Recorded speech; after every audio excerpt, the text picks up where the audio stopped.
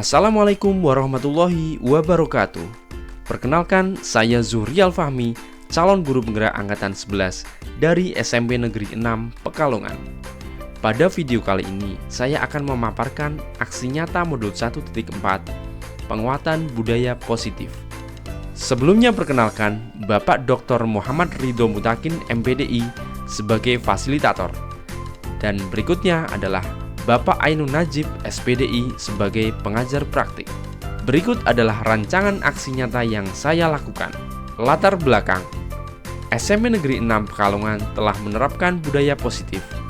Berikut beberapa hal yang menjadi latar belakang perlu adanya penguatan budaya positif.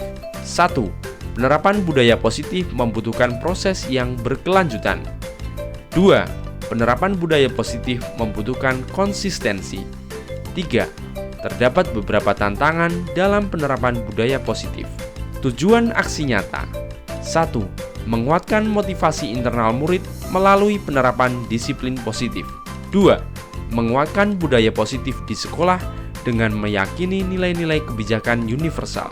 3. Menguatkan pemahaman guru terhadap penerapan budaya positif. Tolak ukur: 1. Adanya penguatan penerapan disiplin positif oleh guru dan murid. 2.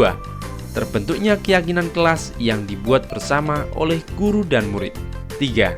Terciptanya lingkungan belajar yang aman, nyaman, dan inklusif.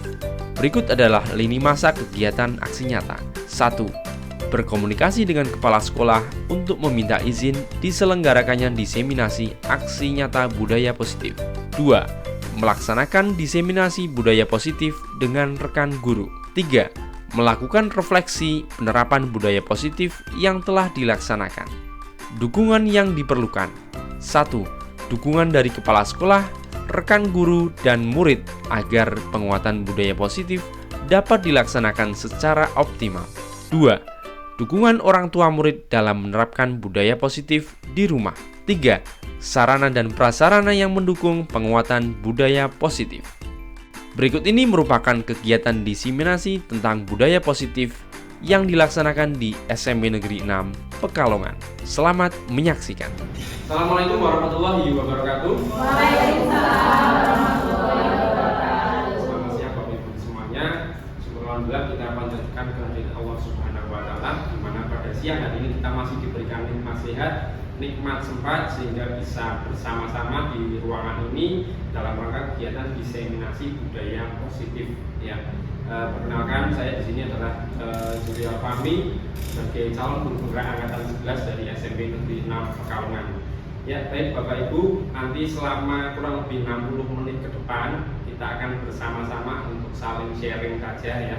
Jadi saya berada di sini, berdiri di sini bukan berarti saya lebih tahu dibanding Bapak Ibu semuanya, tapi di sini nanti kita saling sharing, saling bertukar pikiran. Mungkin ada hal-hal yang perlu kita diskusikan ya terkait dengan budaya positif, karena di SMP Negeri 6 sendiri budaya positif ini sudah kita laksanakan bersama-sama, dan juga guru penggerak di sini juga sudah ada beberapa orang ya, sehingga saya yakin pertemuan kali ini tidak kemudian kita belajar dari nol, tapi semuanya sudah mempunyai bekal untuk kegiatan materi budaya positif pada hari ini. Baik Bapak Ibu, nanti kita santai saja nih. Karena wajahnya pegang semuanya.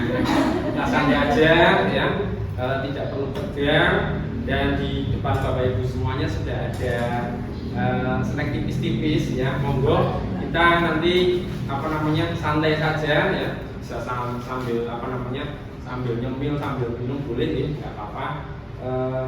Pak Ilham agak sini nggak apa-apa ya, nah mejanya nggak sampai situ. Ya baik Bapak Ibu, sebelum kita mulai kegiatan pada siang hari ini, alangkah lebih baiknya kalau kita awali dulu dengan kegiatan ice breaking ya. Karena saya lihat wajah Bapak Ibu semuanya sudah agak pucat semua, sudah agak lesu, dan kebetulan cuacanya juga cukup panas. Nah mari Bapak Ibu, kita awali dengan ice breaking. Mungkin berdiri ya supaya lebih semangat ya. Ya. Ya.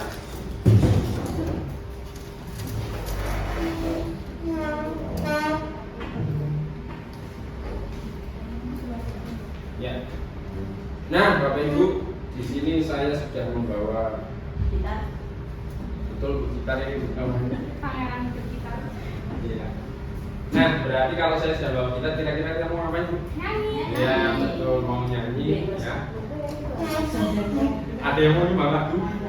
Ya. Burina mau nyumbang Bu? Ya, oke.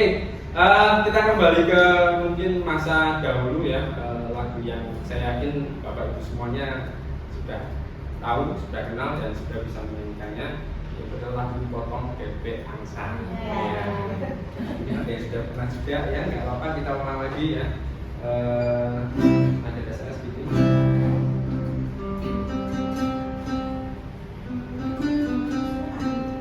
Gitu ya. Oke, kita tes suara dulu. Ya, kita tes suara dulu. Ini kan kemarin ini mantan padus-padus semua ini ya. Dari zaman sekolah ya, sampai akhirnya jadi guru masih jadi padus. Jadi saya yakin suaranya pasti bagus semuanya ya. Baik, coba ya bareng-bareng ya tes dulu suaranya semuanya. 2, 3. Potong bebek angsa, angsa dijual. Masa Bu, masa. Iya. Oh, masa. Kalau angsa dikuali kan nggak cukup kualinya, ya. Jadi iya. Masa. Ya. Masanya kan dikuali Bu, bukan angsanya yang dikuali, ya. Ya. Iya. Oh. Emang ya. Oke. Oke. Ini orang itu 2, 3. Potong bebek angsa, masa dijuali. Kita dansa 4 kali. Sorong ke kanan, sorong ke kiri. La la la la la la la la la la. Sorong ke kanan, sorong ke kiri. La la la la la la la la la. Yang ke kanan dulu apa ke kiri dulu? Ayo. Ayo. Ke kiri dulu.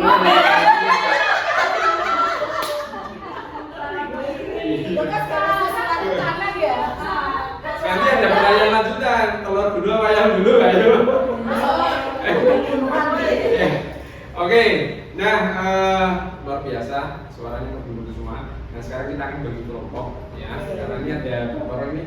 Ada 10 ya. 1, 2, 3, 4. Ya, cukup sampai Bu Iman. Kelompok 1, kelompok 2 3 orang sampai Bu Intan. Terus sisanya berarti kelompok 3. Oke, nanti tugasnya kelompok 1 adalah menyanyikan lagu tadi, tapi dengan diganti liriknya, ya, diganti dengan wak, ya, diganti dengan wak ya, iya, jadinya, iya betul. Yuk, siapa yang paling mirip nih dengan? Yo, oke, siap ya. Kelompok 1 tes suara dulu. Kelompok 1 siap? Siap ya. Iya. 2, 3, 4.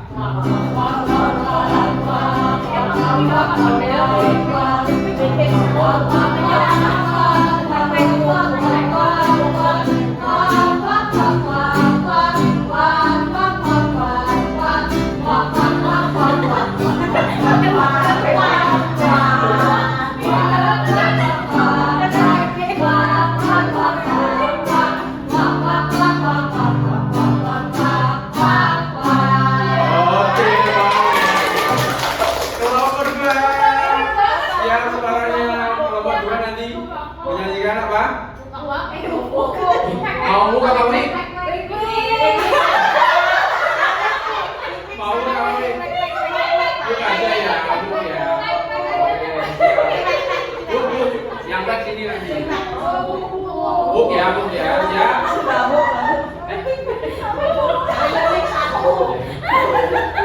Oke, siap?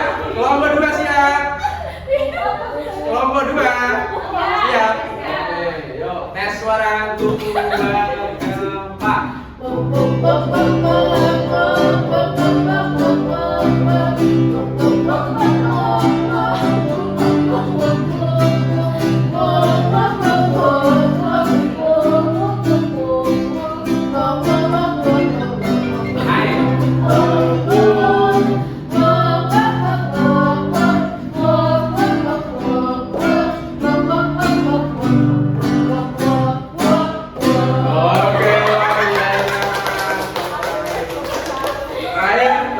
tiga, ya. Bunyinya wek wek. Oke. Kita sudah hafal ini kayaknya ya. Biasa wek wek ini. Siap, dua, empat.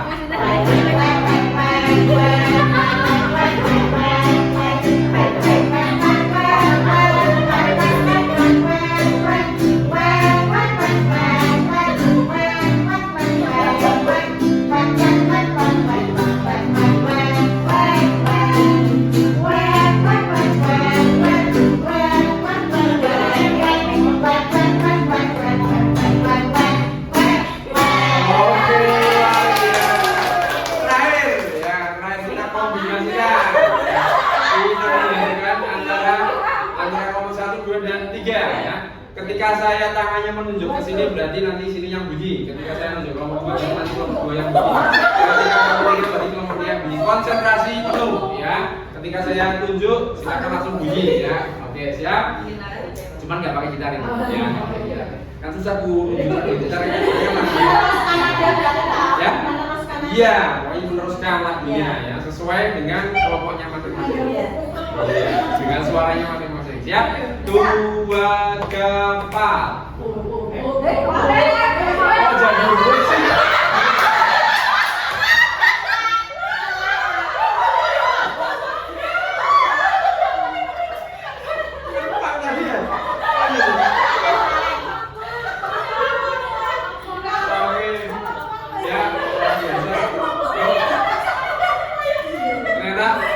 Baru berapa menit sudah bermetamorfosa.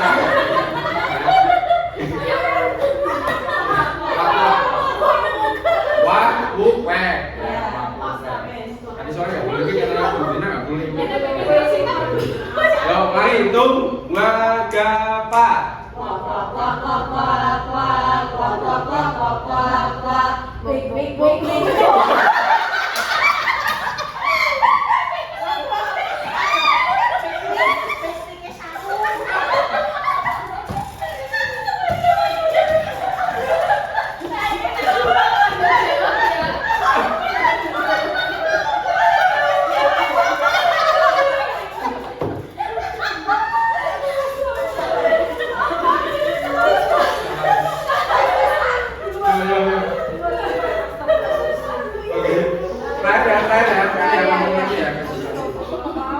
Ya, 2, 4.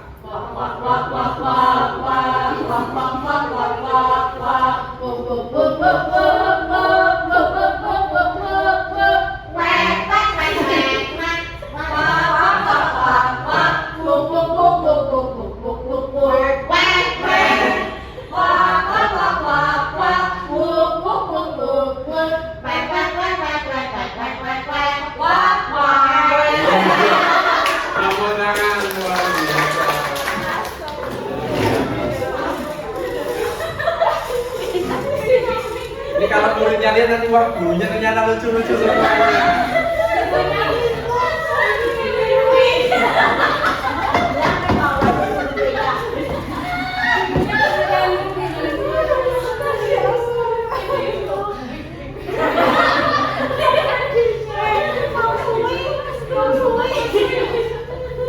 Ya, terima kasih Bapak Ibu. Ya, berikutnya biasa. Nah, sebelum kita mulai diseminasinya, mungkin kita perlu ada kesepakatan dulu dalam proses diseminasi ini. Yang pertama ini contoh yang nanti bisa disepakati saling menghargai, aktif dalam kegiatan diskusi nantinya. Mungkin ada tambahan lagi, kalau ada yang mau ditambahkan. Kalau mau kebelet boleh ya, makan seperti boleh sambil makan juga, sambil minum. Kita punya santai aja, nggak usah tegang ya. Oke. Untuk selanjutnya, nah budaya positif ya. Sebenarnya kan ini sudah tidak asing bagi kita, Bapak Ibu. Kita hanya merefresh saja pengetahuan yang sudah kita punya, juga istilahnya merecall kembali ya pengetahuan ataupun wawasan yang sudah kita terapkan di sekolah kita di SMP Negeri 6. Nah, dari budaya positif ini ada konsep-konsep inti yang perlu kita pahami, yang itu itu ada 6 ya, konsepsinya ada 6. Yang pertama adalah disiplin positif, yang kedua adalah teori motivasi, hukuman dan penghargaan juga restitusi, yang ketiga keyakinan sekolah atau kelas, yang keempat kebutuhan dasar manusia, yang kelima posisi kontrol, dan yang terakhir adalah segitiga restitusi. Kita masuk ke konsep yang pertama dulu, yaitu adalah disiplin positif ya. Dimana disiplin positif ini merupakan cara penerapan disiplin yang mengajarkan anak untuk bertanggung jawab dan menunjukkan kesadaran diri berdasarkan nilai-nilai kebajikan. Nah, yang perlu digarisbawahi di sini adalah bahwa disiplin positif ini ditumbuhkan berdasarkan nilai-nilai kebajikan ya. Dimana kalau yang istilahnya sekarang masih tren juga masih di istilahnya digaung-gaungkan oleh pemerintah itu adalah namanya profil pelajar Pancasila. Nah, itulah nilai-nilai kebajikan yang utama yang harus kita tanamkan pada anak didik kita.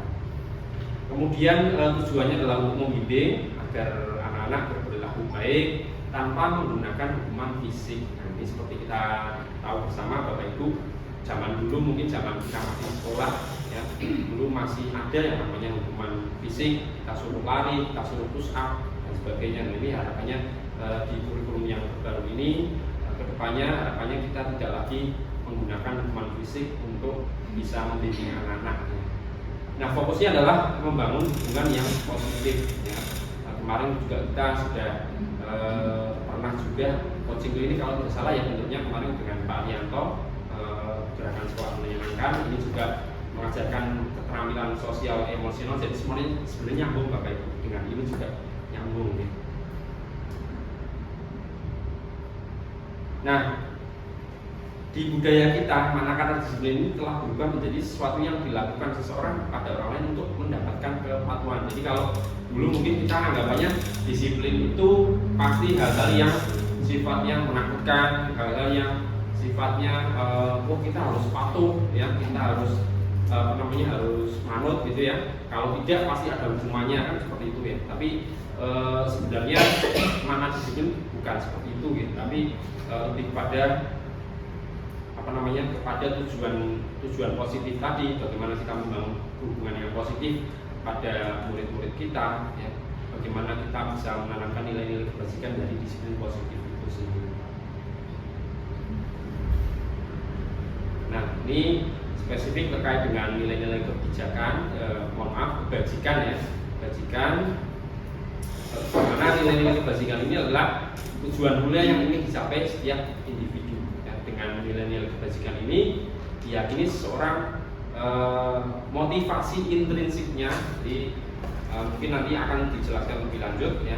Bapak Ibu juga mungkin masih ingat apa itu motivasi dari perilaku manusia ya. Ada motivasi dari intrinsik, dari dalam, dan juga ada motivasi ekstrinsik.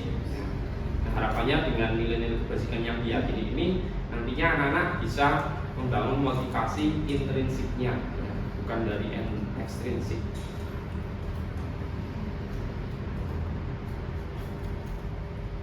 Nah, ini Bapak Ibu, seperti yang saya sampaikan tadi, nilai-nilai kebajikan yang paling utama yang mestinya kita tanamkan kepada anak-anak didik kita, itu adalah profil pelajar Pancasila, di mana di situ ada 6 dimensi ya. Ada dimensi beriman bertakwa kepada Tuhan Yang Maha Esa serta berakhlak mulia, kemudian ada berkepentingan global, mandiri, gotong royong, bernalar kritis, dan juga kreatif. Nah, Bapak Ibu, di sini ada 4 pernyataan. Nah, monggo nanti bisa ditanggapi. Yang pertama adalah hukuman di sekolah dapat mendisiplinkan anak. Setuju apa tidak, Bapak Ibu? Hukuman di sekolah dapat mendisiplinkan anak. Tidak. Setuju tapi tidak permanen. Oke, berarti artinya dengan hukuman bisa ya Bu ya? Bisa. Nyatanya dulu juga kita bisa ya Bu ya? Kita bisa disiplin meskipun habis itu ada rasa marah, ada rasa dendam pada guru yang mendisiplinkan kita ya. Karena dengan cara hukuman tadi ya. Nah, tapi kalau dikatakan bisa atau tidak, bisa. Betul. Saya juga sepakat ya. Meskipun salah ya, tapi bisa. Kemudian yang kedua, pemberian hukuman dengan hal positif seperti membaca atau membersihkan halaman sekolah dapat meningkatkan disiplin anak. Setuju apa tidak?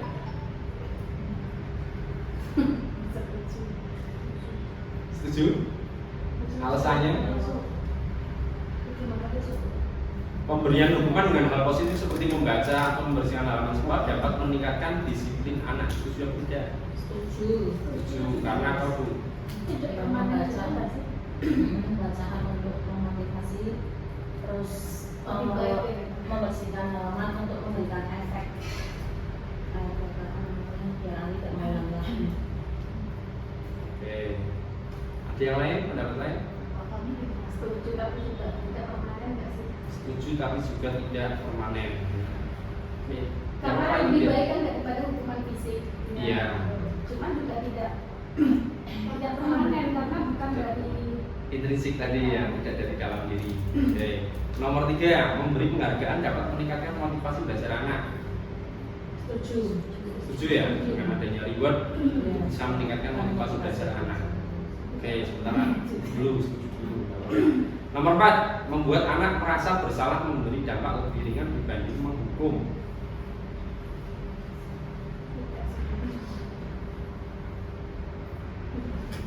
tidak setuju. Setuju apa tidak? Membuat anak merasa bersalah, memberi dampak lebih ringan dibanding Tidak menghukum. setuju. Tidak setuju ya, karena sama-sama Sama-sama itu lebih berat. dampaknya negatif juga ya. Apalagi kalau merasa bersalah itu kan malah masalahnya kalau hukuman yang tadi suruh lari itu kan selesai sudah ya. Nah, tapi kalau ini lebih ke psikis ya, lebih ke mental. Masih nomor 3 tidak setuju. Nomor ini kembali lagi nih. Iya. Oke, masih belum ini masih belum puas. Kenapa enggak setuju, Bu? Karena kalau anak itu tidak dikasih penghargaan, Iya. dia tidak akan belajarnya tidak akan termotivasi. Jadi dia mengharapkan penghargaan. Akhirnya mengharapkan. Mengharapkan. Akhirnya kecanduan, Bu ya. Iya, kecanduan. Kalau Ketika tidak dikasih penghargaan, motivasinya luntur lagi. Iya, Ya, luntur lagi. luntur lagi. Oke, ya. Terus sekilas memang itu dulu ya, nanti setelah itu baru kita simpulkan. Baik, untuk selanjutnya motivasi perilaku manusia tadi yang sempat sudah kita singgung ada 3. Yang pertama adalah untuk menghindari ketidaknyamanan atau hukuman. Ya. Jadi misalnya anak berangkat pagi, ya, berangkat sampai sekolah sebelum pukul 7 itu karena misalnya 1 untuk menghindari ketidaknyamanan atau hukuman, karena dia takut kalau terlambat nanti akan dihukum kayak tadi yang jelas suruh bersihkan halaman atau suruh apa ya, karena itu. Yang kedua adalah untuk mendapatkan imbalan atau penghargaan dari orang lain. Ini yang tadi ya, yang Bu Rina tadi ya, Bu ya. Iya. Jadi misalnya ketika anak bisa sesuatu, kalau kita beri hadiah atau penghargaan atau imbalan, nah kemudian anak itu besoknya lagi seperti itu, pengen melakukan lagi ya hal yang positif, tapi karena dia kan kemarin soalnya mau dikasih itu sama Bu Rina ya, jadi saya mau melakukan lagi biar nanti dikasih lagi ya. Nah yang ketiga adalah untuk menjadi orang yang mereka inginkan dan menghargai diri sendiri dengan nilai-nilai yang mereka percaya. Nah ini adalah satu-satunya motivasi yang dari internal ya, motivasi intrinsik ya. Yang nomor 1 dan 2 itu maksudnya ke motivasi eksternal. Nah otomatis yang paling bagus, yang paling baik yang kita harapkan kepada anak-anak kita adalah yang nomor 3 ya, yang itu nantinya akan menjadi disiplin positif karena motivasinya muncul dari dalam diri anak itu sendiri ya. Jadi tidak karena takut hukuman, tidak karena pengen diberi imbalan untuk penghargaan, tapi mereka memang menyadari bahwa mereka harus menghargai diri sendiri dan juga mereka mempunyai nilai-nilai yang mereka percaya, nilai-nilai kebajikan yang tadi kita sempat sudah bahas. Baik, selanjutnya Bapak Ibu, nah ini ada juga kalimat dari Ki Hajar Dewantara bahwa merdeka itu artinya tidak hanya terlepas dari perintah, ya. Tidak hanya kita nggak usah diperintah-perintah orang, ya nggak bisa diperintah, tapi juga cakap membuat perintah kepada diri sendiri. Ya. Ini quotes yang luar biasa dari Ki Hajar Dewantara. Nah untuk selanjutnya Nah ini yang tadi yang sempat dibahas Bu Rina ya, yang nomor 3 tadi yang namanya penghargaan, di mana ternyata penghargaan ini juga bisa menghukum juga sebenarnya ya, karena dengan penghargaan itu juga nantinya bisa merusak hubungan ya, kemudian juga menurunkan kualitas ya, mengurangi kecepatan, mematikan kreativitas, karena ketika anak itu melakukan suatu langsung dalam pikiran atau dalam benaknya adalah dapat hadiah, dapat imbalan ya. Nah berarti ini sebaiknya kita lakukan enggak Bapak Ibu penghargaan itu? Iya betul, kalau saya juga setuju seperti itu ya. Artinya penghargaan itu tetap ada ya, karena bagaimanapun anak-anak yang mungkin punya capaian tersendiri ya patut kita beri apresiasi, tapi mungkin tidak selalu ya, frekuensinya tidak terus menerus, dan juga kita berikan pemahaman dengan menanamkan nilai-nilai tadi ya, sehingga kedepannya anak itu tidak ketergantungan dengan yang namanya penghargaan atau hadiah ya. Jadi hadiah ini baik selama penggunaannya juga tepat ya, tidak berlebihan, karena kalau setiap kali anak bisa sesuatu kita beri penghargaan, otomatis nanti akan dampaknya ini tadi ya, ada banyak sekali dampak negatifnya. Kemudian ini adalah contoh pengakuan atau apresiasi kebajikan ya. Pembukanya kemarin saya perhatikan ini kalimat-kalimat yang mungkin bisa kita gunakan Bapak Ibu sebagai seorang guru kepada anak-anak didik kita ya. Misalnya dengan strukturnya ya, polanya adalah yang pertama pembuka, kemudian nilai kebajikan, yang terakhir adalah situasi ya. Nah yang pertama adalah pembuka, misalnya kemarin saya perhatikan, lanjut nilai kebajikannya adalah rasa empatimu besar sekali ya. Situasinya apa? Pada saat menolong murid baru di kelas kita. Ini contoh-contoh apresiasi kebajikan yang bisa kita gunakan ya. Ini hanya beberapa contoh saja. Yang jelas kalau kita mau memberikan apresiasi bisa dengan polanya seperti ini ya, dengan pembuka, nilai kebajikan, dan situasinya apa. Nah ini ada contoh-contoh juga tindakan guru. Nah ini Bapak Ibu juga cermati, silahkan diamati dari nomor 1 dengan nomor 7 itu termasuk hukuman atau konsekuensi ya. Saya yakin Bapak Ibu semuanya sudah memahami apa itu hukuman dan konsekuensi. Nah coba kita bahas bersama-sama. Yang pertama adalah mencatat 100 kali di dalam buku kalimat saya tidak akan terlambat lagi karena terlambat ke sekolah. Ini hukuman atau konsekuensi? Hukuman atau konsekuensi? Oke, jadi dia terlambat terus diberikan tugas untuk mencatat 100 kali dalam buku, termasuknya hukuman. Kita lanjut dulu nomor 2. Lari mengelilingi lapangan basket 2 kali karena terlambat hadir di sekolah. Hukuman. Oke, 2 kali hukuman ya. Murid diminta untuk push up 15 kali karena tidak menggunakan masuk ke sekolah. Hukuman. Alasannya apa? Kenapa masuknya hukuman? Betul ya, karena tidak ada korelasinya, tidak ada hubungannya ya. Oh, yang namanya masuk hukuman itu biasanya tidak ada hubungannya, korelasinya. Tapi kalau konsekuensi itu masih berhubungan. Nomor 4, menggantikan kertas tugas teman yang telah dicoret-coret. Konsekuensi. Nomor 5, membersihkan tumpahan air di meja tulis karena tersenggol pada saat belajar. Konsekuensi lagi. Ya. Nomor 6, meminta murid tidak mengenakan sepatu seharian di sekolah karena tidak mengenakan sepatu hitam. Hukuman. Nomor 7, lari mengulangi basket 2 kali karena terlambat 10 menit untuk pelajaran FISIK. Konsekuensi. Hukuman. Iya. Dan survei membuktikan. Iya. Deng. Iya. Jawabannya adalah iya. Semuanya hukuman kecuali nomor 4, 5, dan 7. Ya. Oke, kalau yang lain kayaknya sudah oke semua, itu sudah sepakat semua. Nah, mungkin yang nomor 7 barusan ada sedikit perbedaan pendapat. Kenapa bisa maksudnya konsekuensi Mbak Ibu? Karena itu kan pelajaran FISIK. Iya, mengelilingi lapangan basket 2 kali itu adalah kegiatan fisik. Ya, kegiatan fisik yang biasa dilaksanakan ketika jam pelajaran PJOK. Ya. Nah, sehingga meskipun sama-sama mengelilingi lapangan, misalkan ini ya, yang ini sama-sama juga fisik misalnya, tapi ketika itu diterapkan di mapel PJOK itu termasuk konsekuensi ya, bukan hukuman. Ya. Sudah saya lupa.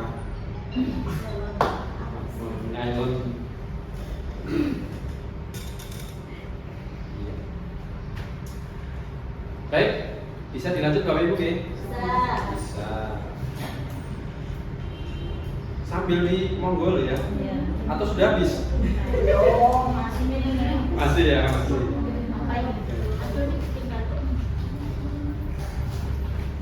Selanjutnya, apa itu restitusi? Nah, restitusi adalah proses menciptakan kondisi. Ini kalau yang sudah berguna kemarin saya sudah hafal betul ya. Proses menciptakan kondisi bagi murid untuk memperbaiki kesalahan mereka sehingga mereka dapat kembali ke kelompok mereka dengan karakter yang lebih kuat. Intinya adalah restitusi itu adalah bagaimana kita bisa memperbaiki kesalahan anak-anak kita, murid kita, untuk kembali ke kelompoknya, karena kan mereka itu berarti identitasnya kan gagal.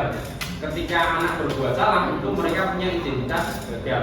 Nah, bagaimana kemudian mereka bisa kembali ke kelompok mereka sendiri, ke teman-temannya lagi dengan karakter yang lebih kuat.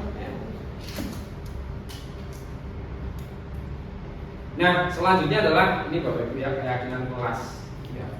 Sebelum kita masuk ke sini, mungkin saya mau tanya dulu, apa beda nggak sih keyakinan kelas dengan kesepakatan kelas? Beda. Bedanya apa Bu? Tulisannya. Oke. Tulisannya. Lagi. Kesepakatan itu biasanya ada konsekuensinya. Kalau keyakinan itu diyakini oleh siswa, tidak ada konsekuensinya karena itu sudah yakin.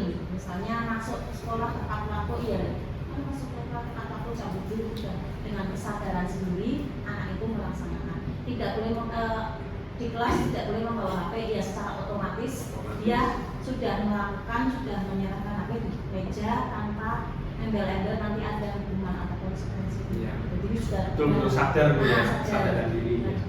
Oke. Ada yang lain? Oh iya, ini dari tadi kayaknya sepi ya. Kalau ada yang jawab, coba kita beri apa? Bu ya. Biasanya apa? Kasih apa gitu? Kasih. Biar asik gitu. Ulang ya, coba ya. Kita beri apa untuk Bu Rina? Dikasih W, kasih O, kasih B. Wow, keren. Wow, wow, keren. Wow, keren. Wow, wow, keren. Asik, asik, keren. Luar biasa. Kasih tangan, Makwa. Ya, karena ini juga nanti berhubungan dengan yang namanya kebutuhan dasar manusia ya. Nanti berhubungan ini ya. Oke. Nah, ada pendapat lain?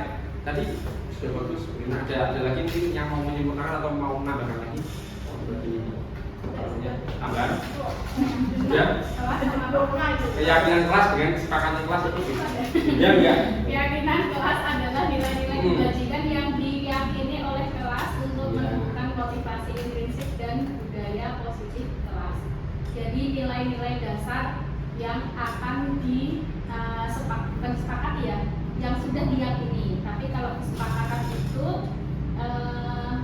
apa yang sudah di kesepakatan yang nanti kalau kesepakatan itu tidak dipatuhi berarti harus ada konsekuensi karena sudah melanggar keyakinan kelas.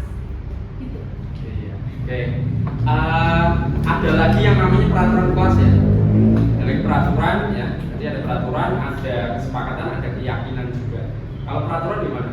Peraturan itu dibikin satu pidato. Kalau peraturan itu tidak ada diskusi, Tidak ada jadi diskusi. sudah ditentukan tanpa ada kesepakatan bersama. Ya, betul ya. Jadi kalau yang namanya peraturan itu dibuat sepihak ya. Yang dibuat oleh sekolah, dibuat oleh guru, dibuat oleh wali kelas, tanpa melibatkan anak-anak, ya, tanpa melibatkan anak-anak. Nah, kesepakatan sudah lebih baik lagi dibandingkan dengan peraturan karena sudah melibatkan anak-anak, sudah melibatkan murid. Kita kita ajak diskusi, kita ajak ngobrol anak-anak bagaimana merumuskan kesepakatan kelas, ya. Dimana ketika kita sudah merumuskan kesepakatannya, otomatis apapun konsekuensinya harus dijalankan, ya.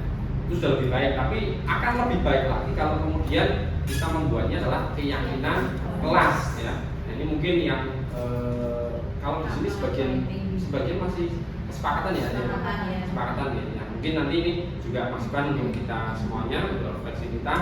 Kayak mungkin nanti kedepannya kita bisa membuat yang namanya keyakinan kelas. Nah, bedanya apa tadi keyakinan kelas dengan kesepakatan kelas?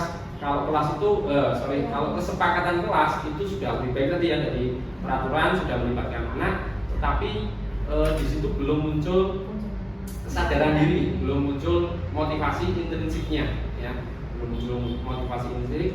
Lebih cenderungnya itu ya sudah kesepakatan, ya, namanya sepakat, otomatis konsekuensinya akan dilaksanakan sesuai dengan kesepakatan, tapi tidak betul-betul dari nilai-nilai kebajikan yang diyakini oleh anak-anak. Nah, ini mungkin sekali lagi masukan juga untuk kita semuanya nanti untuk kedepannya supaya bisa menerapkan keyakinan kelas, ya.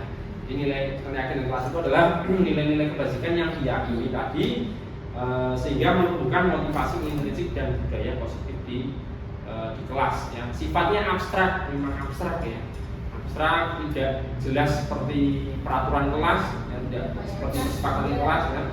Kalau peraturan kan dulu masih pakai kalimat negatif, ya, ancaman. Kalau kesepakatan sebenarnya sudah positif, ya, sudah positif, tapi belum muncul dari dalam diri, ya. Kemudian berupa pernyataan-pernyataan yang universal, ya. Kemudian selanjutnya senantiasa dibuat dalam bentuk positif. Ini juga sudah ada di kesepakatan kelas. Kemudian tidak terlalu banyak, ya, jadi supaya anak itu mudah mengingatnya, ya, tidak lupa. Kemudian juga harapannya bisa ditunjuk dari waktu ke waktu. Nah, langkahnya untuk membentuk keyakinan kelas adalah yang pertama, kita harus membuka ruang diskusi, ya. Jadi kita buka ruang diskusi, berdialog dengan anak-anak. Kemudian kita membahas keyakinan itu bersama-sama, ya. Kira-kira kalau sulit, anak-anak itu kan pasti pikirannya masih, Pak nggak boleh main HP, Pak nggak boleh ini, kan pasti pikirannya tidak apa-apa. Kita tampung saja dulu, kita tuliskan, ya. Mungkin masih bentuknya peraturan dari anak-anak, ya, karena anak-anak kan mungkin belum langsung paham kalau langsung ke keyakinan. Jadi poin-poin yang kita tulis nanti, ya, ketika dicatat, ya, mencatat di poin yang kedua itu nanti masih berupa peraturan tidak apa-apa, ya, masih berupa peraturan itu tidak apa-apa karena anak-anak masih belum paham apa itu keyakinan kelas, ya. Jadi mungkin kalimatnya masih negatif itu tidak masalah, ya. Yang penting kita tampung dulu masukan-masukannya apa saja. Kemudian baru yang ketiga adalah kita rumuskan keyakinannya, ya. Nah, itu mulai diubah yang tadinya kalimatnya negatif menjadi positif, ya. Yang masih terlalu spesifik mungkin bisa kita kaitkan dengan nilai-nilai kebajikan tadi, ya. Kemudian setelah itu bisa ditinjau ulang. Kemudian yang langkah kelima yaitu membuat pernyataan keyakinan yang kita sederhanakan lagi, karena sebenarnya keyakinan kelas ini harapannya kalimatnya tidak terlalu panjang juga, ya, nggak perlu terlalu panjang. Misalnya kami perlu saling menghargai, itu sudah cukup, ya. Dari situ kan nanti sebenarnya nilai-nilainya sudah macam-macam banyak, ya. Di situ misalnya mungkin tidak boleh saling mengejek dan sebagainya, ya, menghargai pendapat dan sebagainya, itu kan sudah masuk ke saling menghargai. Jadi keyakinan kelas itu dibuat sesimpel mungkin, ya, tetapi memuat nilai-nilai kebajikan yang diyakini oleh semua warga kelas, ya. Kemudian langkah berikutnya adalah kalau bisa ditandatangani oleh semua warga kelas, ya, semua anak-anak tanda tangan di situ, kemudian dipajang di kelas. Nah, seperti itu. Nah, ini terkait tadi juga Bapak Ibu, ya. Jadi sebenarnya manusia itu punya kebutuhan dasar. Ini kita mungkin tidak bicara soal anak saja, tidak bicara soal guru saja, tapi sebagai manusia itu kita sebenarnya punya kebutuhan yang jumlahnya ada 5 itu tadi yang di sini ya. Yang pertama adalah bertahan hidup. Contohnya apa Bapak Ibu? Iya, kalau kita nggak makan, nggak minum, ya, nggak apa? Nggak apa? Tidur ya, nggak tidur istirahat. Itu nggak bisa bertahan hidup ya. Teman-teman, ini kebutuhan dasar yang paling utama itu adalah bertahan hidup. Yang kedua adalah kasih sayang dan rasa diterima. Nah ini kalau di sini saya yakin tidak ada lah ya. Semuanya saling memberikan kasih sayang dan lebih-lebih ya, luber-luber ya Bu ya. Luber.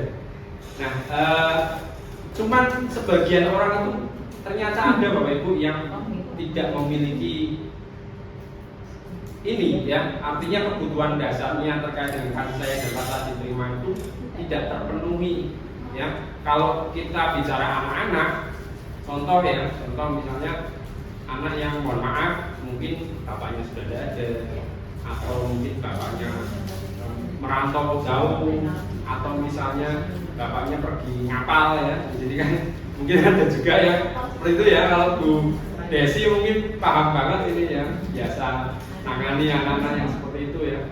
Itu otomatis akan mempengaruhi apa? Perilaku mereka ya. Karena itu tadi kebutuhan dasarnya akan kasih sayangnya tidak terpenuhi ya.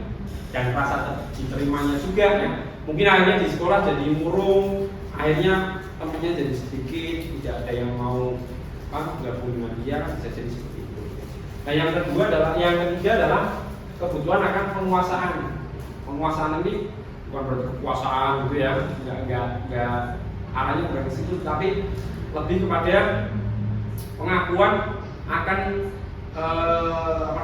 akan capaian yang sudah kita punya ya. Yang simpel-simpel aja dari yang sepele ya, misalkan seperti tadi ya, Bu Rina bisa menjawab, nah kita kasih W, kita kasih apa tadi? Oh ya, dan seterusnya. Itu sebenarnya hal sepele, tapi itu sebenarnya mengena Bapak Ibu ya, mengena. Bukan berarti terus Bu Rina itu pengen digitukan, enggak, tetapi sebagai manusia biasa. Saya yakin kita semuanya, termasuk saya pribadi, ketika istilahnya bahasa gampang ini dialog lah ya. Siapa sih orang yang nggak suka dialog? Meskipun orang itu ada yang biasa aja lah, nggak usah gitu, tapi dalam hati kecilnya saya yakin pasti ada rasa senang ketika dialog. Iya dah? Setuju apa tidak? Nah itu Bapak Ibu. Jadi karena penguasaan ini merupakan juga salah satu kebutuhan dasar manusia. Nah, anak-anak murid kita juga seperti itu, ya. Secuek-cueknya anak ketika kita alam dia, ketika kita beri apresiasi dia, saya yakin dalam hati kecilnya pasti senang sekali dan berterima kasih juga. Gitu ya. Meskipun kadang-kadang anak itu kelihatannya cuek, kelihatannya acuh tak acuh, ya. Berarti nggak butuh diperhatikan, nggak butuh dipuji, ya. Tapi saya yakin dari dalam dirinya pasti punya kebutuhan itu. Nah, yang berikutnya adalah kebebasan. Kebebasan di sini apa Bapak Ibu? Yang dimaksud di sini kebebasan? Iya, salah satunya misalnya dalam berpendapat, ya, kita bisa dengan leluasa ngomong, gitu kan? Kan tidak semua lingkungan seperti itu ya. Tidak semua lingkungan kita bisa bebas untuk berbicara, ya. Mungkin di tempat lain, di mana ya? Ada juga yang ketika mau ngomong saja nggak boleh, ketika ngomong sedikit langsung dikat gitu ya. Sehingga ini juga merupakan kebutuhan dasar yang harus dipenuhi ya, termasuk pada anak-anak juga. Jadi ketika saya senang sekali kemarin ada kegiatan siswa bersuara ya, itu adalah salah satu wujud komitmen dari SMP 6 memberikan kebebasan berbicara kepada anak-anak. Ini hal yang luar biasa. Tepuk tangan dulu untuk Stensif. Karena saya yakin tidak semua sekolah menerapkan hal seperti itu, ya. Tidak semua sekolah. Ini salah satunya adalah SMP 6 yang sudah membuka ruang, membuka kesempatan untuk anak-anak, ya. Meskipun mungkin ada sebagian yang omongannya juga agak ngerosting, agak jengkelin juga ya. Tapi apapun itu sebisa mungkin jangan langsung di space dulu ya Bapak Ibu ya. Karena sekali kita nge-paste, sekali kita nge-cut itu kemungkinan mereka tidak akan ngomong lagi besok lagi ya. Kemudian selanjutnya adalah kesenangan. Ini kebutuhan kesenangan ini saya yakin semua orang pasti punya kebutuhan itu ya. Contohnya apa? Kalau Bu Sawa sama Bu Tiara senangannya jajan, oke bisa ya. Kalau yang lain mungkin jajan masuk ke bertahan hidup misalnya. Tapi untuk Bu Sawa sama Bu Tiara ini jadi saya bisa jadi ya, bisa jadi seperti itu ya.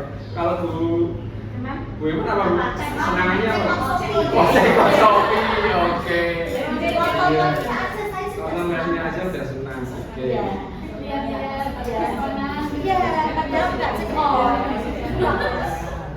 Nah, selanjutnya adalah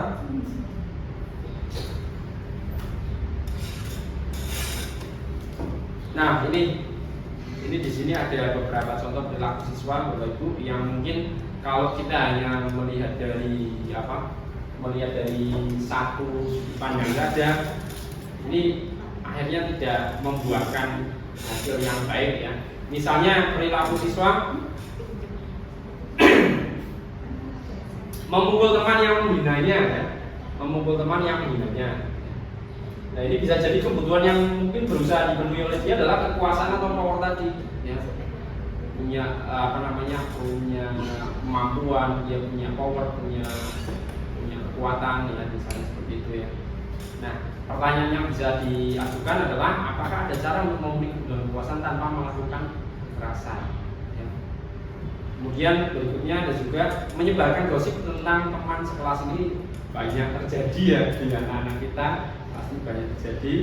Nah, itu bisa jadi karena adalah hasil dari kurangnya cinta dan kasih sayang ya. Karena kalau menjelaskan orang lain mungkin ada yang akan suka sama dia ya. Kemudian pertanyaannya yang bisa diajukan adalah apakah ada cara untuk memenuhi kebutuhan cinta dan kasih sayang tanpa merusak reputasi orang lain ya. Berikutnya adalah menjatuhkan teman saat teman sedang berjalan di lorong sekolah. Ini kebutuhannya, nah ini bisa jadi ya. Sebenarnya anak itu hanya untuk maunya bersenang-senang aja, bercanda saja, tapi kan dampaknya negatif ya. Nah, jadi itu Bapak Ibu, jadi mungkin selama ini banyak perilaku anak-anak kita yang sepertinya kalau kita hanya melihat sekilas saja itu adalah perilaku negatif ya.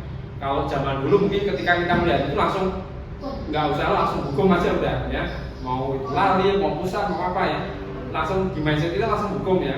Kalau dulu zaman dulu kan seperti itu ya, sistem zaman dulu. Nah, untuk sekarang mungkin kita akan lebih selektif dulu ya. Jadi melihat persoalannya dulu apa ya, kemudian latar belakangnya apa ya, baru kita mau bertindak apa harus didasari dengan itu ya. Harus ada dasarnya dulu. Nah, kemudian di sini ada juga yang namanya 5 posisi kontrol restitusi ya. Nah, di sini ada 5 Bapak Ibu ya, posisi kontrol restitusi itu ya, sebagai seorang guru. Yang pertama sebagai penghukum. Mohon maaf tulisannya Ipo ini ya. Kalau ada yang ngamati, kalau ada yang ngamati. Iya. Yang pertama sebagai penghukum yang pertama. Yang kedua sebagai pembuat rasa bersalah. Yang ketiga sebagai teman, yang keempat sebagai komando, dan yang terakhir adalah sebagai manajer. Nah, ini kalau kita melihat Bapak Ibu atau kita coba berefleksi, nggak usah sekarang ya, dulu kita paling banyak di posisi mana Bapak? Penghukum. Saya penghukum. Penghukum. Sama Bu, saya juga sama. Dulu pernah. Muridnya ya Bu ya? Wah, luar biasa. Boleh diceritakan dulu. Dulu seperti apa? Iya. Tapi tidak semuanya dampaknya negatif. Ya. Hukuman itu juga Karena tadi sudah kita bahas ya, ada positifnya meskipun banyak negatifnya ya. Tapi tetap ada sisi positifnya meskipun caranya salah. Ini ada 5 tadi ya. Yang pertama adalah penghukum, pembuat ramah adalah teman, pemantau, dan yang terakhir adalah manajer. Yang jelas tidak boleh adalah apa? Yang paling parah ini Bapak Ibu ya. Paling parah adalah penghukum dan membuat orang merasa salah. Menghukum kan jelas ya, dengan cara apa? Menyakiti, mengancam, memberikan hukuman fisik ya, menugaskan fisik dan sebagainya ya, itu adalah menghukum. Kemudian yang membuat orang merasa bersalah ini juga saya sering dulu Bapak Ibu. Iya. Sering sekali saya ya. Contohnya misalnya ini kan ada contoh ibu kecewa sama kamu ya misalnya kan gitu ya. Seharusnya kamu itu ya, seharusnya kamu sudah tahu, itu lelah sekali mengatakannya, ibu stres, malah curhat. Jadi malah curhat ya kan. Saya lebih stres aja Ya. biasanya. Ini mungkin sering juga kita lakukan dulu ya, dulu ya. Saya yakin kalau sekarang sudah tidak lakukan semua.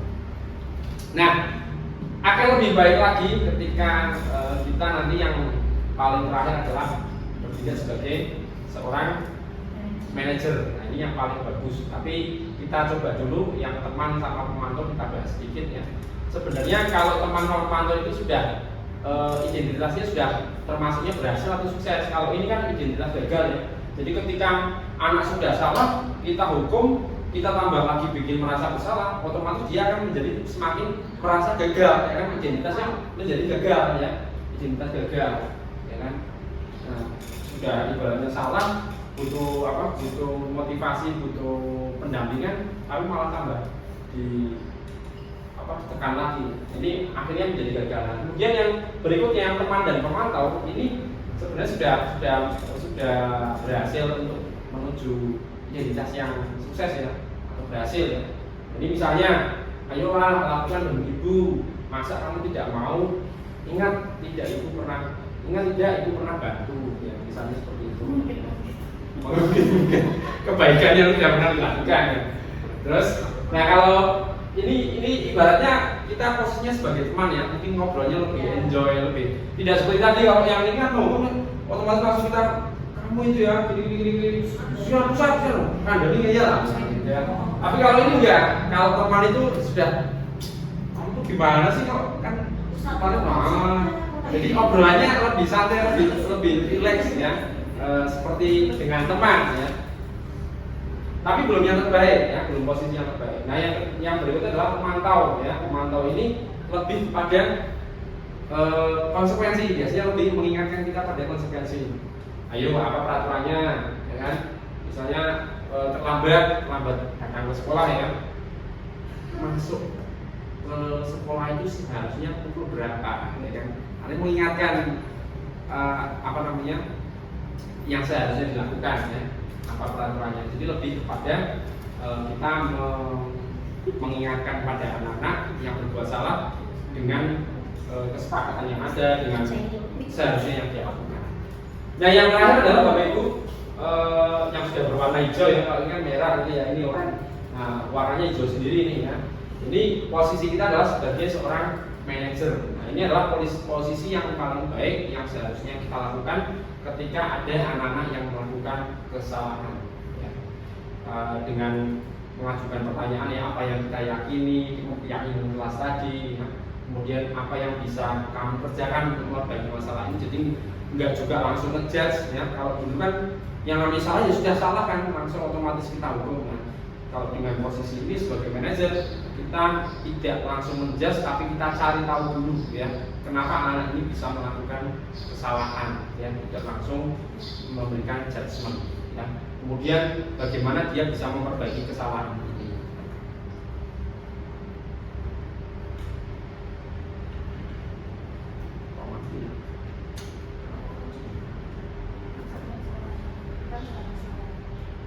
Yang saya takutkan selanjutnya segitiga restitusi. Nah ini adalah langkah-langkah yang mungkin terbaik untuk saat ini ya, yang bisa kita lakukan ketika ada anak yang melakukan kesalahan ya. Yang pertama adalah menstabilkan identitas, yang kedua memvalidasi tindakan yang salah, dan yang ketiga menanyakan keyakinan. Ya.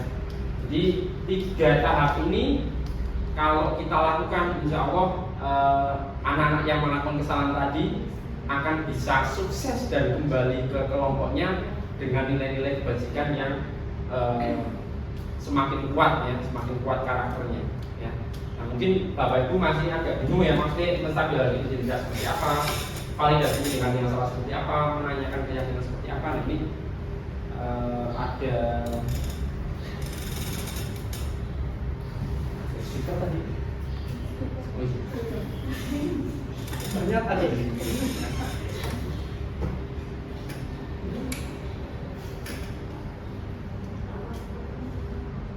Adik lelah kan? Habisnya. Adik nggak bisa.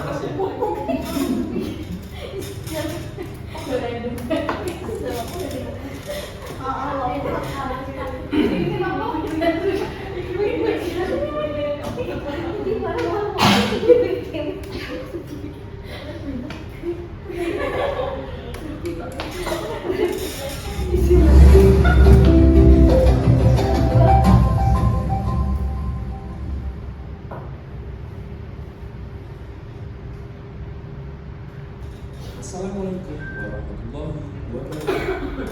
Salam guru penggerak. Perkenalkan, saya Zurial Fahmi, calon guru penggerak Saya langsung ke di SMP Negeri 6. Contoh Pada video kali ini, penanganan kasus yang ketika ada siswa yang melakukan kesalahan.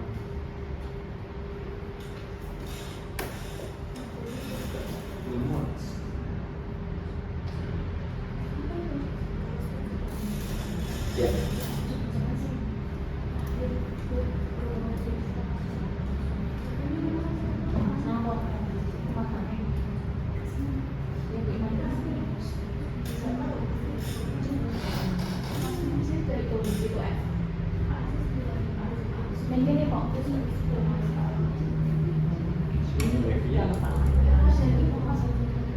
Ya, nah ya. Kan Pak Fahmi mau minta waktu Maya sebentar karena ada yang ingin saya kasih. Ruang PU. Maksudnya Pak?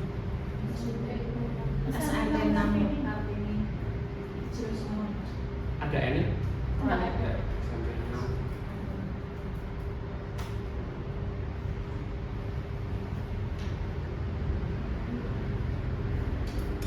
Kejadian yang kelas tadi, kira-kira tahu nggak apa? Ya Pak, saya tahu. Saya emosi tadi dan saya tanpa sadar berbicara kasar. Ya, terima kasih ya, Naya sudah jujur. Nah itu termasuk menstabilkan identitas.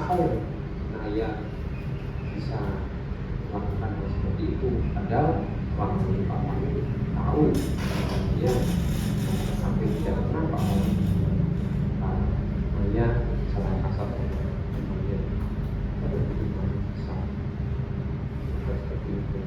Teman saya tadi menolak saya di depan yang lain Pak. Saya merasa marah dan juga malu. Jadi saya langsung membalas dengan kata-kata kasar. Nah, baik, Pak Fahmi bisa memahami dan mengerti posisi dan perasaan kamu. Yang namanya diolok-olok teman, kalau di depan teman-teman yang lain pasti terkadang kita bereaksi cepat ya. Seperti tadi yang ya. Jadi intinya adalah di awal kita sebaiknya tidak mengambil posisi berseberangan dengan dia ya. Kita mengambil posisi sebagai temannya dia lah ibaratnya gitu ya, gampangnya. Jadi tidak langsung menjudge soal harus gini enggak ya, tapi bagaimana kita bisa menstabilkan emosinya dia, menstabilkan identitasnya dia, ya, supaya dia juga mau akhirnya menceritakan penyebabnya kenapa, terus kemudian dia bisa menyadari kesalahannya, kemudian bisa mengambil pelajarannya apa, terus apa yang harus diperbaiki, nilai-nilai yang sudah dia dia langgar itu apa, ya itu segitiga restitusi Bapak Ibu. Nah, tapi coba kita paham dulu. Nah, ini validasi tindakan yang salah. Kira-kira apa dampak dari yang dilakukan ayah tadi? Dampaknya Ya, apa? gimana perasaan memang ayah ketika ayah dia berbicara masalah sama dia?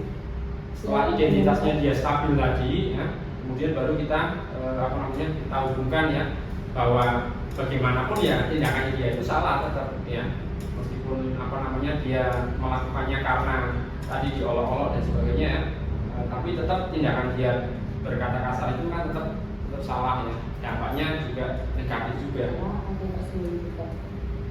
Ya, bisa jadi seperti itu. Nah, kira-kira apa yang harus dilakukan ayah untuk bisa memperbaiki situasi ini untuk bisa menyelesaikan masalah? Saya perlu minta maaf kepada teman saya, Pak. Seharusnya tadi saya tidak langsung bereaksi seperti itu. Ya, Pak kami setuju kalau kamu mau minta maaf, karena dengan meminta maaf itu artinya ayah bertanggung jawab atas apa yang sudah dilakukan dari kelas. Nah, kira-kira ayah dari apa yang sudah dilakukan ayah di kelas itu, ada nggak ada yang tidak sesuai dengan keyakinan kelas yang sudah kita sepakat bersama-sama? Bapak, Apa itu kira-kira? berbicara dengan sopan. Iya. Kemudian dikaitkan dengan keyakinan yang sudah ada di Nah, kelas. kira-kira untuk selanjutnya supaya hal seperti ini tidak terjadi lagi, apa yang akan dilakukan? Saya akan mencoba menjadi lebih tenang dan tidak langsung merespon dengan kekerasan. Saya akan berbicara dengan lebih baik dan menjadi teman saya yang saya tidak suka diolok-olok. Sekali Naya, jadi sekarang kamu bisa paham ya apa yang sudah dilakukan dan apa yang akan dilakukan ke depannya. Pak kamu berharap Saat berbicara dengan Pak Fahmi, saya menyadari bahwa tindakan yang saya lakukan itu salah. Saya sempat berbicara kasar kepada teman saya dan mungkin saja itu menyakiti perasaan teman saya.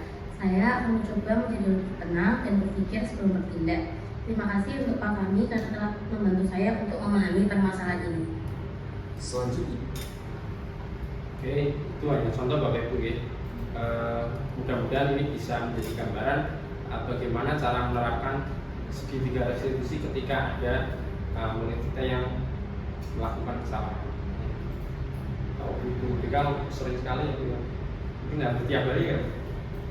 Iya. Iya. Iya, terus tentang.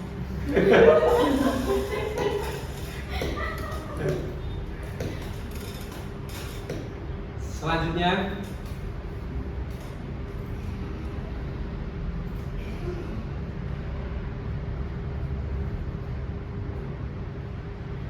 sudah selesai dengan Bapak Ibu. Nah, selanjutnya terakhir saya minta untuk Bapak Ibu mengisi refleksi untuk kegiatan diseminasi ini ya. Saya kirimkan linknya ke grup aja ya biar cepet ya. Ya, baca nggak apa-apa. Daripada Japri Ya. banyak ini grup yang mana nih? Official. Official. Portal. Oh ada aja dulu. Iya. Portal kan apa? Ya, semoga Bapak Ibu bisa dibuka di grup official. Silahkan Bapak Ibu isi. Kalau yang kemarin itu sudah.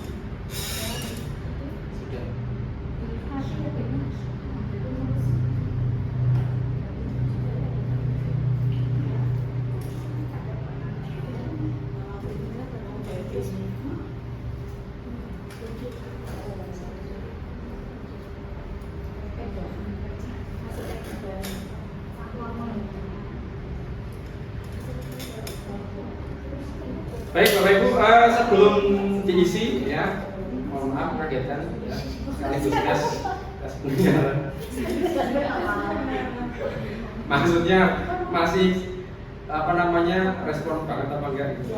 Karena kan sudah siang ya, ngantuk ya. Saya sendiri ngantuk ini ya. Saya sendiri ngantuk. Mungkin ada yang ngantuknya banget ya. Nah, coba kita simpulkan dulu lagi Bapak Ibu dari kegiatan hari ini sebelum kita melakukan refleksi. Intinya adalah budaya positif itu tadi konsepnya ada berapa Bapak Ibu? Konsep intinya? Ya? Ya sudah wis apa saja disiplin positif. Oke. Lagi? Kebutuhan Iya. Kelima saya kebutuhan dasar manusia.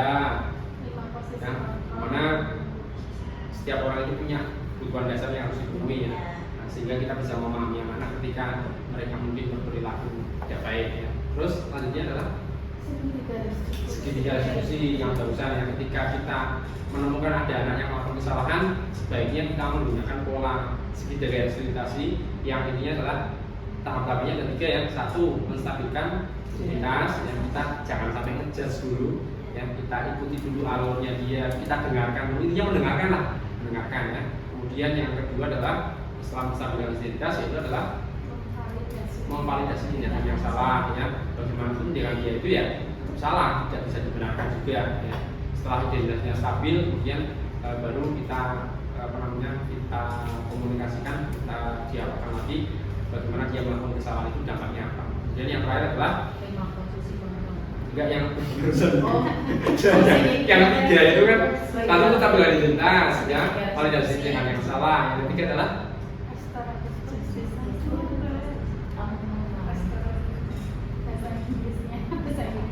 apa? Menanyakan keyakinan. Kita kaitkan lagi dengan keyakinan kelas yang sudah mereka buat bersama-sama. Oke, terus selain segitiga restitusi ada apa lagi? 5 posisi. Iya, sebagai seorang guru ada 5 posisi kontrol. Yang pertama adalah yang harus kita hindari, yang dulu pernah kita lakukan sebagai penghukum, sebagai pembuat rasa bersalah, ya, membuat anak-anak kita merasa bersalah. Ya. Nanti saya dimarahin di kepala sekolah kalau kamu gitu tuh, nah itu kan pembuatan bersalah ya. Terus yang ketiga sebagai teman, ada baiknya ya sebagai teman, cuman belum yang terbaik posisinya, masih ada lagi pemantau ya. Ini biasanya dikaitkan dengan aturan-aturan ataupun yang seharusnya dia lakukan. Kemudian yang terakhir adalah sebagai seorang manajer. Nah, inilah yang paling baik adalah sebagai seorang manajer. Ya. Oke, apa lagi Bapak Ibu?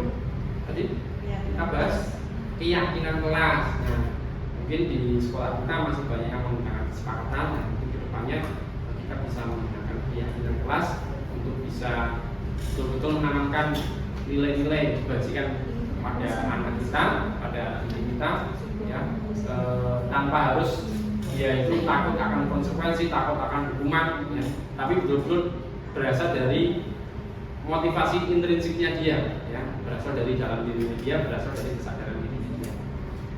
Oke, silakan Bapak Ibu, mudah-mudahan bermanfaat untuk kita semuanya, ya. Silakan sekarang boleh diisi refleksinya. Iya, tanda plusnya di sini. Nanti aku nggak. Iya, nggak apa-apa.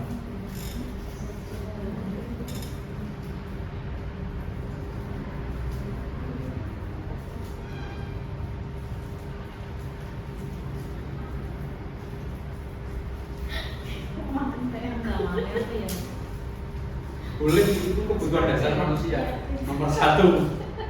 Ya, bertahan hidup. Kalau nggak makan ya.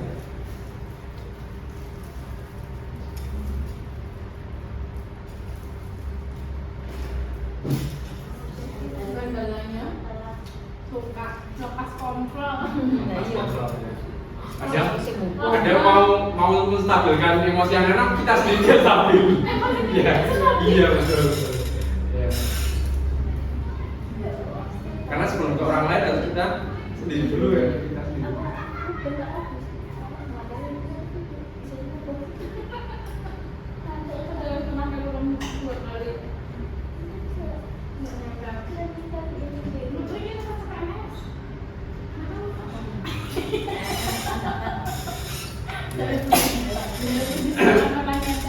Silakan bisa ditulis namanya ya.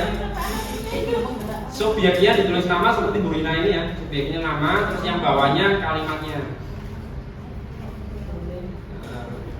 Yang sudah terlanjur tidak apa-apa, nanti yang di sampingnya yang pertanyaan kedua. Jadi subjeknya itu ditulis namanya. Ini Bu Iman sudah.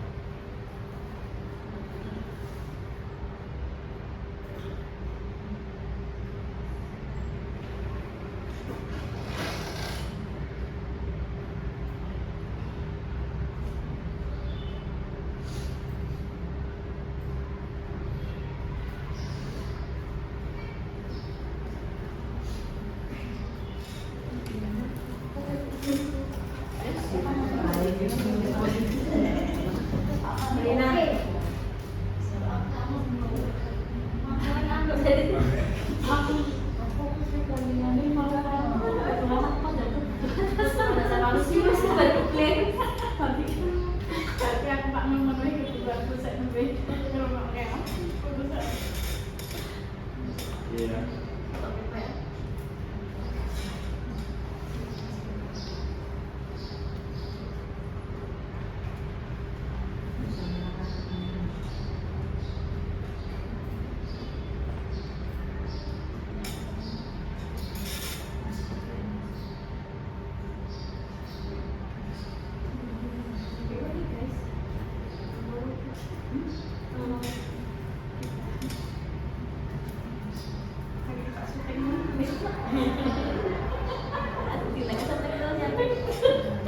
Ada sutilan dua ini.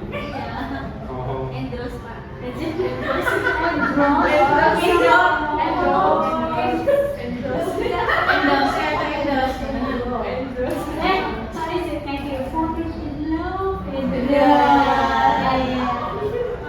Bu, tapi syuting yang ini saya nggak bisa ngasih amplop, nggak apa-apa ya?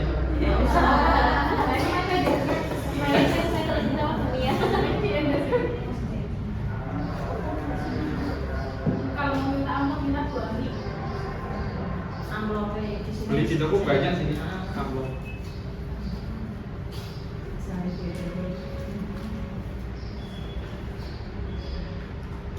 Tadi kita mulai pukul berapa ya? Itu udah 1 jam. Oke.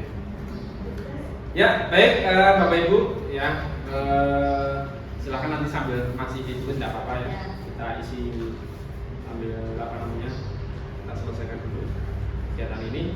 Yang jelas saya sangat berterima kasih kepada Bapak Ibu semuanya yang sudah ikut berpartisipasi hadir di kegiatan ini. Yang jelas mudah-mudahan apa yang kita lakukan di siang hari ini bisa memberikan manfaat untuk diri kita sendiri, bisa memberikan manfaat untuk anak-anak, bisa memberikan manfaat untuk sekolah kita tercinta yaitu Spensix SMP Negeri 6 Pekalongan. Dan mohon maaf barangkali mungkin juga ada tutur kata yang kurang berkenan dari saya. Saya hanya manusia biasa yang tak luput dari dosa. Ya. Jadinya nyanyi nanti Bu. Nyanyi lagi nanti. Ya, sekali lagi saya mohon maaf yang setulus-tulusnya. Ya. Begitu Bapak Ibu, ada yang mau ditanyakan atau disampaikan dulu sebelum kita akhiri? Sudah cukup ya? Ya. Oke. Terima kasih sekali Bu Risma ya, sudah meluangkan waktunya ya. Saya nggak sadar ternyata udah artis, artis film gitu. Ya, luar biasa. Ya, sekali lagi terima kasih Bapak Ibu dan mohon maaf. Saya akhiri. Wassalamualaikum warahmatullahi wabarakatuh.